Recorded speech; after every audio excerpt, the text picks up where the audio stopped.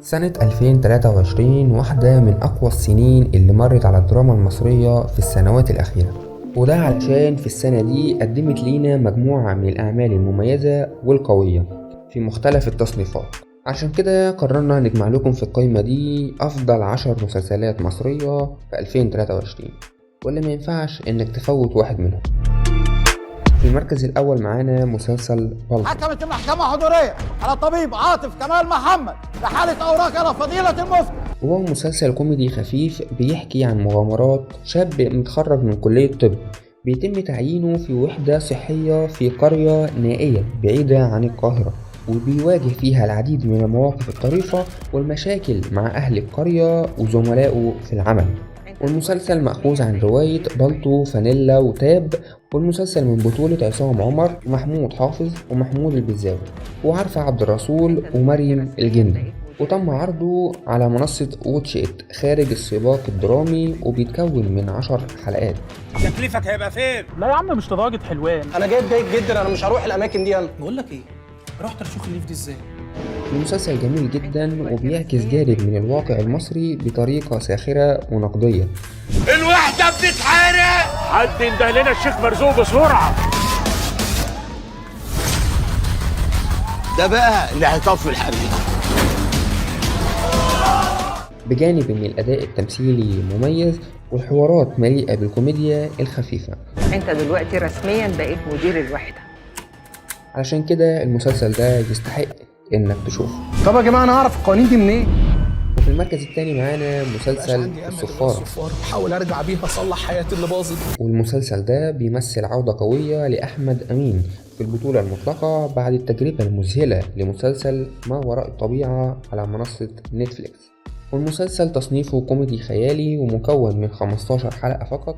انا رجعت، السفارة اشتغلت. وبتدور أحداثه حول مرشد سياحي اسمه شفيق، واللي بيلاقي صفارة تتبع لعهد الملك توت عنخ آمون، واللي بيقدر من خلالها إنه يسافر عبر الزمن علشان يقدر يعدل حدث معين، وبيرجع مرة تانية للحاضر علشان يلمس التغييرات اللي عملها في الماضي.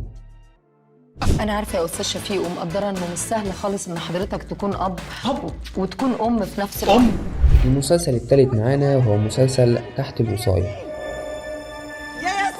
والمسلسل من النوع الدرامي وبيتناول قضايا المرأة والمجتمع. المسلسل من بطولة النجمة منى زكي، واللي بتأدي فيه دور امرأة فقدت زوجها في حادث، وبتضطر إنها تشتغل على مركب صغير ورثته من جوزها. دي أول مرة أطلع البحر. ومن هنا بتواجه العديد من التحديات والصراعات مع أهل جوزها والصيادين والسلطة بسبب عملها.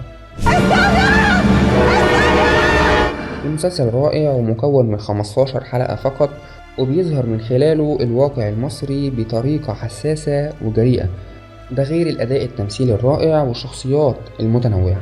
بس نستنى نصبر شوية وكل حاجة هتبقى أحسن إن شاء الله يعني يا رب. المسلسل الرابع معانا وهو مسلسل جت سليمة. أوله نهاية وآخره بداية.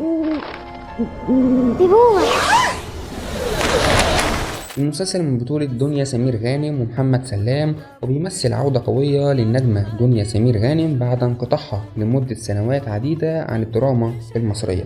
المسلسل مكون من 15 حلقة ومن نوع الكوميديا الخيالية. المسلسل بنتبع من خلاله بشخصية سليمة اللي بتلاقي كتاب قديم في المكتبة الخاصة بوالدها، وبتقدر من خلاله تسافر إلى عوالم وأزمنة مختلفة. المسلسل بيحتوي على جرعة مثالية من الضحك ومحبي الكوميديا والاستعراض في المسلسلات. تعرفي تغني؟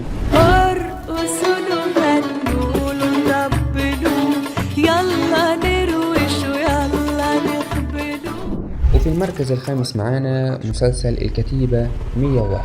العملية خطر يا نور، نسبتها 50-50. المسلسل بيحكي قصة حقيقية عن الكتيبة 101، وده مسلسل وطني اجتماعي ومكون من 20 حلقة، وبيقوم ببطولته عمرو يوسف وآسر ياسين. المسلسل بيتميز بالإثارة والتشويق والحركة، وبيظهر جانب من تضحيات الجيش المصري في مواجهة العدو، وبيعتمد على الواقعية والدقة في تصوير الأحداث والشخصيات مع استخدام أحدث التقنيات في الإخراج والمونتاج والمؤثرات الصوتية والبصرية. ما في حد بيكسب الحرب بقوته.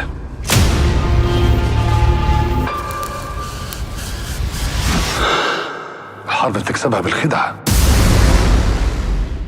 المسلسل السادس معانا وهو واحد من أهم وأشهر الأعمال الإنتاجية على منصة شاهد في 2023، وهو مسلسل سفاح الجيزة،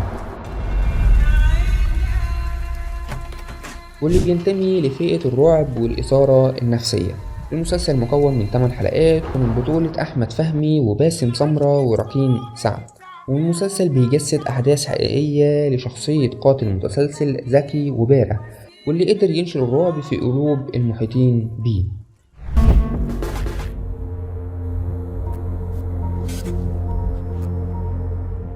المسلسل السابع معانا وهو مسلسل الصندوق، بس انا ما طلبتش ميستري بوكس. والمسلسل ده واحد من أهم الأعمال الدرامية والغموض في السينما المصرية في السنوات الأخيرة. والمسلسل بيحتوي على جرعة كبيرة من التشويق والإثارة. واحد البوليس نفسه مش عارف يلاقيه، تخيلين بقى لو عرف ان انتوا بتدوروا عليه هيعمل فيكم ايه؟ واللي بنتابع من خلاله شخصية ريم، واللي بيتم الاحتفال بعيد ميلادها، بس بتجيلها هدية غامضة بتتمثل في صندوق جواه أشياء غريبة، منها رسائل استنجاد لجريمة قتل على وشك الحدوث. المسلسل مكون من 16 حلقة ومن بطولة أحمد داش وهدى المفتي وعلي قاسم. وفي المركز الثامن معانا مسلسل رشيد. الواد ده لازم يتجاب اليومين الجايين. وهو من المسلسلات الدرامية المثيرة اللي بتدور حول شخصية رشيد اللي بيستعد من أجل الزواج مرة تانية بعد موت زوجته الأولى، بس بتتعقد حياته بالكامل لما بيلاقي نفسه متهم في جريمة قتل هو ما ارتكبهاش، واللي بيتسجن ظلم على أساس القضية دي.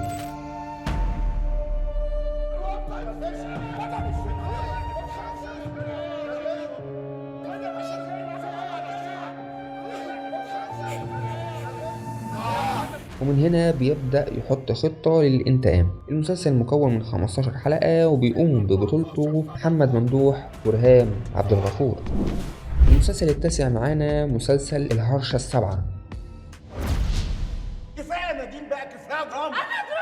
هو مسلسل اجتماعي درامي خفيف بيجسد بعض المشاكل الأسرية المتعلقة بالحياة الزوجية، وده من خلال قصة زوجين علاقتهم بدأت بقصة حب قوية، بس قصة الحب دي بتتأثر مع الوقت وبيتخللها الملل والفتور. المسلسل من بطولة أمينة خليل ومحمد شاهين وعلي قاسم، وبيتكون من 15 حلقة.